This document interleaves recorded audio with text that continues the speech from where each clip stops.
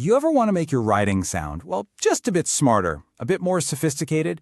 Today, we're going to unlock a really simple but super powerful tool in formal English using the word one as a pronoun. And nope, it's not just for counting, it's a key to totally elevating your style. Okay, let's start with a little puzzle.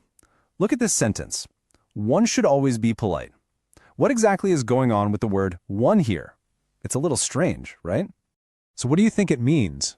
It's pretty clear it's not the number one. Instead, this is formal English doing something very specific, and actually pretty elegant. So, let's break it down and define what one really means in this kind of context. Here it is. In formal grammar, one is a pronoun, and it's used to make these big general statements about people in general or any person.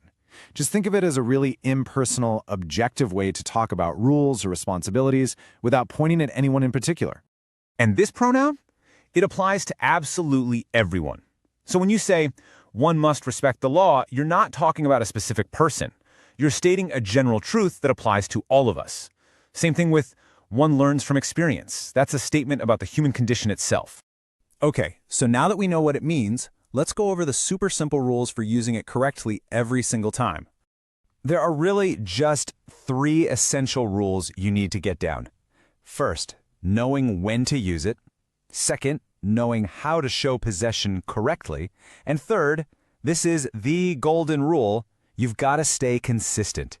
Let's break each of those down. First things first, context. The word one is really reserved for formal English, so think academic papers, official speeches, that kind of thing. You probably wouldn't turn to your friend and say, one should eat healthy food. Nah, you just say, you should eat healthy food. Using one immediately just kicks the tone up a notch. All right, rule number 2 is all about possession. So if one is our subject, how do we show that something belongs to this general person? The answer is really simple and elegant. You just use ones. You can see how cleanly this works in a sentence. One should take care of one's health. One must do one's best. See? This usage perfectly keeps up that formal, impersonal tone we're going for.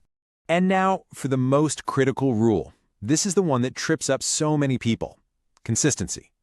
The rule itself is simple. If you start a sentence or an idea with one, you have to stick with it all the way through. No exceptions. This comparison makes it crystal clear. Now, using there as a singular pronoun is super common today, and that's fine in a lot of situations. But in strict, traditional formal English, switching from one to there is an error. If you start with one, you have to stay with ones. Now that we've got the rules, let's look at some common mistakes. Sometimes seeing what not to do is actually the best way to learn. Okay, here's a classic error. Switching over to the informal your. It's so easy to do because you is just so common in how we speak, but it totally breaks that formal consistency.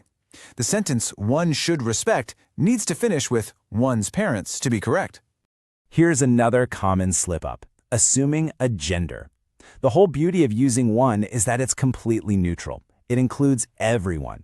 So using his or her is just incorrect in this formal structure. One's is the perfect, all-inclusive solution. Okay, you've seen the rules, you've seen the mistakes to watch out for. Now let's put your new knowledge to the test. So, how would you correctly fill in these blanks to keep that formal, consistent tone? Go on, take a second to think about it. And the answers are ones for both.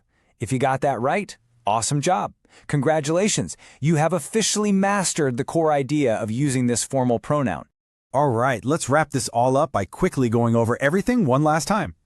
When it all comes down to it, it's just these 3 simple rules. First, remember one means people in general. Second, use ones when you're talking about possession. And third, and this is the big one, always stay consistent. That's the whole game right there. It's such a small piece of grammar, but it is such a powerful tool for elevating your writing and just showing you have a sophisticated command of English. So I'll leave you with this question. Now that one knows the rules, how will one use them?